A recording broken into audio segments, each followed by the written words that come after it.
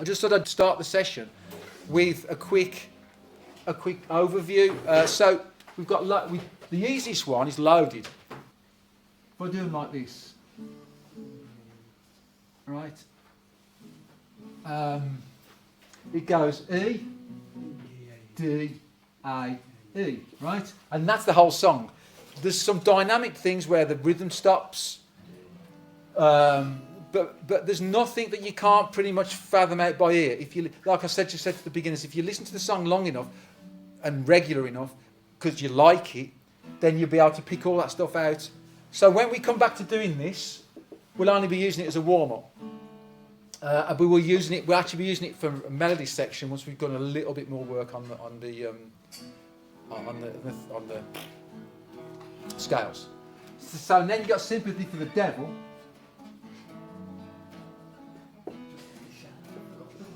I hate to shorten, when people say sympathy. Oh, then we played Sympathy. I hate that. Sympathy, that's the proper name. Should be the proper name. That's exactly the same. Because everybody sort of commented when Loaded came out how it sounded like late 60s Rolling Stones, which it does. But that's the verse to Sympathy for the Devil, and the chorus is this. It's B, pleased to meet you. B, hope you guess my E. E. Now, what we're looking at is the similarities in the chord progressions, right? We're not. Now the fact is, this just goes round and round and round. So if I do that, look, it just goes round and round and round that chord sequence with a few digressions, but nothing. Now this one repeats 4 times, but it doesn't actually, because when you get to know the song, first verse is 4 lines, second verse is 3 lines, third verse is 4 lines, and fourth verse is 4 lines. But there's just a line short in verse 2, which if you're writing it and notating it out, either in sheet music or on song sheets, it's a pain. It's a real pain to count for that. But actually, the verses cycle multiple times, and then the choruses go twice. Now you can add that information if you want, times 3 or times 4. You can, but again, the job of making notes, say you made notes in a notebook or you've got a song sheet, the job of the song sheet is only a stepping stone for you to get the song inside you, which you get by listening and playing, right? And the thing is, the more songs you get inside you, the quicker the process is. That's the whole point. Right? But when you can still pick and choose, play the songs you want to play. You haven't got to play the songs I forced on you. But the other thing is with this is I want you to see the commonalities. Now, then you've got Don't Stop. Right, which is now this one goes E, D, A, A. So it's slightly different, but it's fundamentally it still goes around the same. But all 3 of these still do this. If you start on E, and then they go round to D, and then they go round to A, and then they go back to E.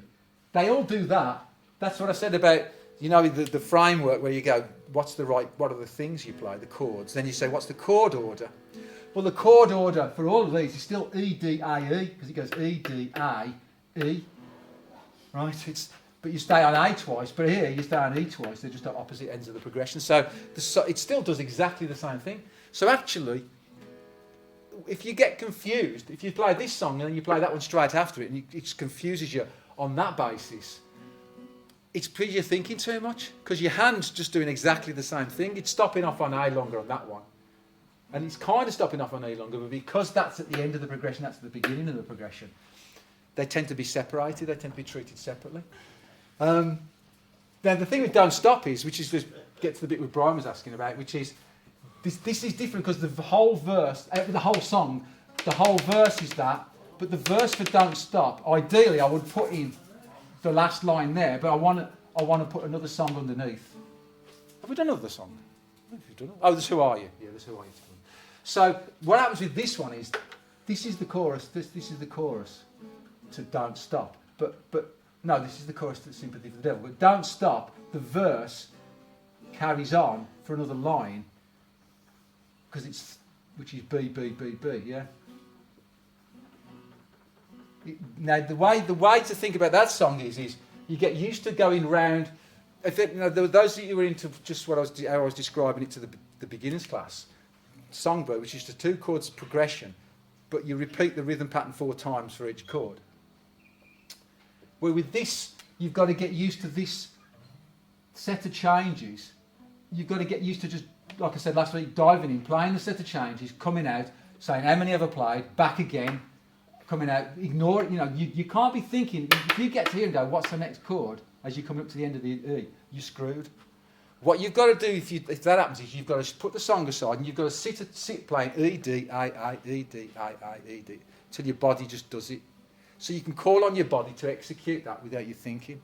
Because what you should be thinking about is, you go into it is, I'm on A, so I'm on A. You've got loads of time to think it, so you get yourself settled on A and you go, you like the Clint Eastwood, was that 5 shots or was it 6?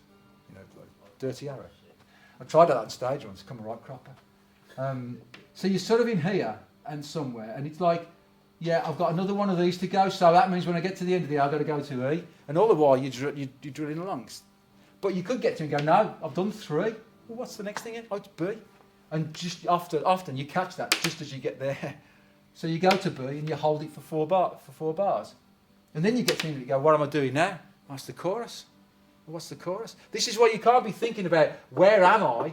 Where am I on the 3rd bar of B or the 2nd bar? You've got to know what that feels like. You've got to know it. So what you do then is, this is all becomes automatic, but you're still having trouble moving from part to part.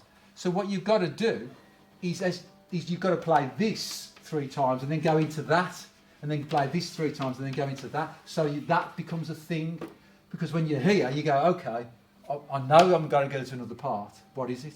Chorus. Fortunately, the chorus is exactly the same. So you see, it feels like it's an endless climb, learning an arrangement. All of a sudden, everything falls into place, and you've got nothing else to learn. Because once you can do the first verse and the first chorus, you're 90% home. There's one part of the song where it stays on B for 8 before it goes into the solo. And the only way to do that is to keep getting it wrong until you get it right. Because it'll keep, I should have stayed on B. Guitar solo, you go somewhere else and it stays on B, and then eventually you remember. That's more of an arrangement thing.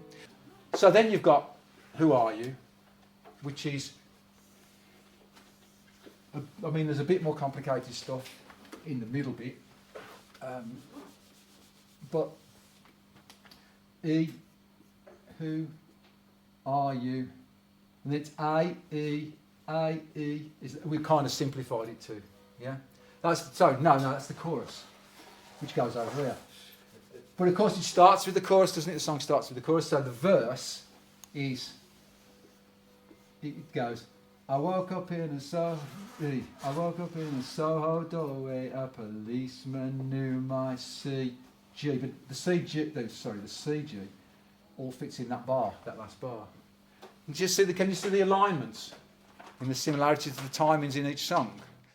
Different songs have different tempos, so Who Are You is like a, who are you? Who, and Don't Stop is da da da da da da da.